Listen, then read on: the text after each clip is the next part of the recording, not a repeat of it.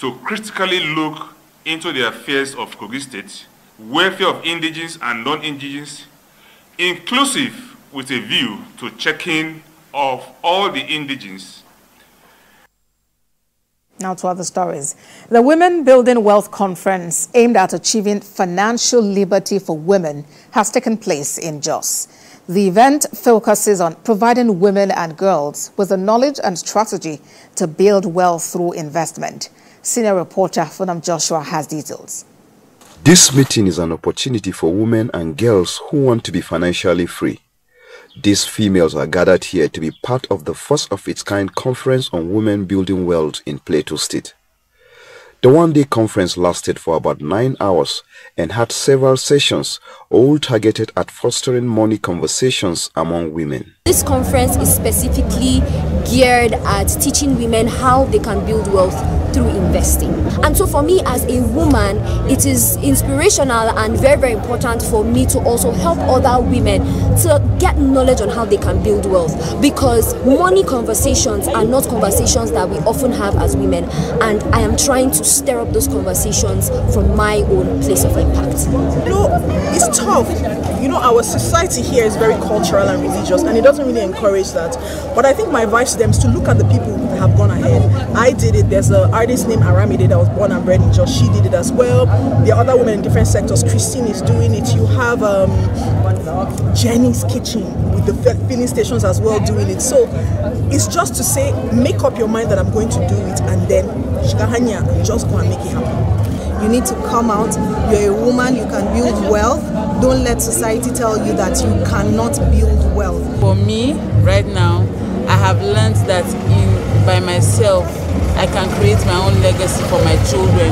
I don't have to depend on anyone to make money on my behalf. I can make my own money. So coming here, I've gotten so much inspiration, and aside from just doing business anyhow, I also learned that it is also good to hone your skills so people know you for something and not just anything. For the participants, putting into use the new knowledge acquired in this conference is automatically a sign of financial freedom. Funam Joshua, TVC News, Jos. Elsewhere, 43 community-based seed entrepreneur cooperatives will now be operating in Adamawa State. But this is happening at a time there are issued seed production certifications by the Feed the Future Nigeria Integrated Agriculture Activity. Senior reporter Olabi Adenose filed in the story and will be back with business news. Going through vigorous seed planting training for some years, these set of seed entrepreneurs are being handed over their certificates. Their mission is clear: to transform the Northeast agricultural landscape. And here we are trying to inaugurate seed entrepreneurs that will be able to produce the seeds internally to satisfy Adamawa State farmers. That is why I say it's a great milestone, because when this is fully established, Adamawa State may not need to go out to look for seeds. Speaking at the occasion, Parakash Kansilwal, Chief of Party and Principal Specialist Feed the Future Nigeria Integrated Agriculture Activity, believes that farmers in the Northeast, particularly Adamawa State, can purchase their seed at affordable prices through these community-based seed entrepreneurs. He was represented by his Deputy Chief of Party, Kayode Faleti. If improved seeds are not available, will they plant it? And even if they are available, if they are not affordable, will smallholder farmers still plant it? Smallholder farmers will only plant improved seeds if they are available and affordable. In his remarks, Governor Amadou Finturi says his administration will continue to support farmers. The governor was represented by the State Commissioner for Agriculture, who commended the United States government, IITA and other partners for their intervention. Going forward, he tasked researchers to produce climate-smart seed that will be of resistance to drought due to shortage of rainfall witnessed in some parts of the country. I also want to challenge the researchers, the plant breeders, I am challenging breeders to come up with new breeds of crops that we can use to mitigate this climate change. These cooperative groups are expected to make available an affordable seed to the farmers in the Northeast, having gone through the Seed Entrepreneurship Program supported by the United States Agency for International Development.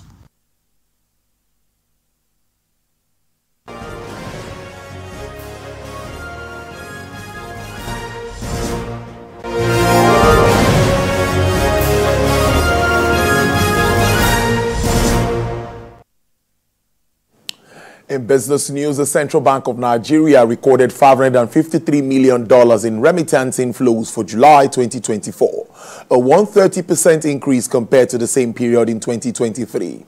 This was revealed by the Apex Bank's Acting Director of Corporate Communications, Mrs. Akama Sidi Ali, stating that the figure represents the highest monthly total inflows on record.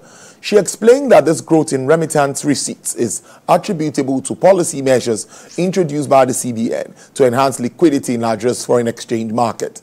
Mrs. Sidi Ali further highlighted granting licenses to new international money transfer operators, implementing a willing buyer, willing seller model, and enabling timely access to Naira liquidity for IMTUs as measures used to support continued growth in these inflows. The Chairman, House of Representatives Committee on Insurance and Actuarial Matters, Ahmed Jaha, says the committee will take proactive steps to formulate regulatory frameworks and provide support to the Nigeria Deposit Insurance Corporation to effectively safeguard and secure depositors' funds in Nigeria. These and more from discussions at the 2024 retreat for the House of Representative members, which held in Lagos. We have more in this report. The Nigeria Deposit Insurance Corporation plays a pivotal role in safeguarding deposits, ensuring that our financial institutions operate within a secure environment. This gathering of members of the House of Representative Committee on Insurance and Actuarial Matters, put together by the NDIC, is focused on strengthening financial stability and deposit insurance framework for economic resilience. Managing Director and Chief Executive of the corporation, Mr. Bello Hassan, says the theme is apt given the determination of the federal government towards achieving sustainable growth by strengthening the financial sector to boost economic growth. The corporation had reassessed its depositor payment methodology with a view to adopting a different approach that will ensure prompt payments to depositors. This was tested in the recent payment to depositors of Heritage Bank in liquidation.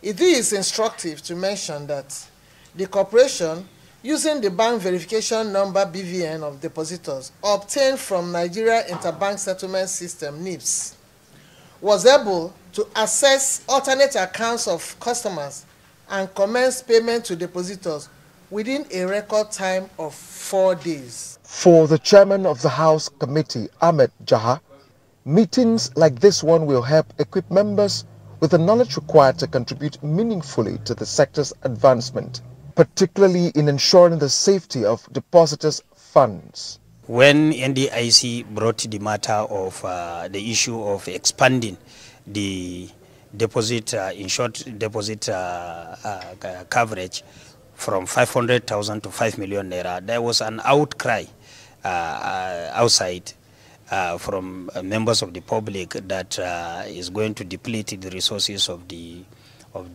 corporation, which the management of the NDIC, in their own wisdom, since they are the experts in that field, resisted that particular pressure and did that. Virtually after some days, you realize that we had one giant bank failing, that is Heritage Bank.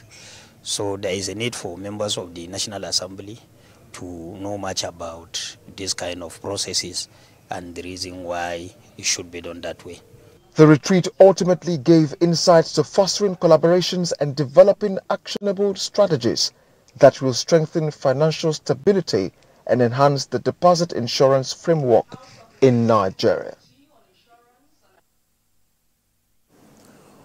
The Executive Secretary of the Nigerian Shippers Council, Mr. Pius Sakuta, is on a tour of facilities in the Northwest. He had key discussions with the Kaduna Shippers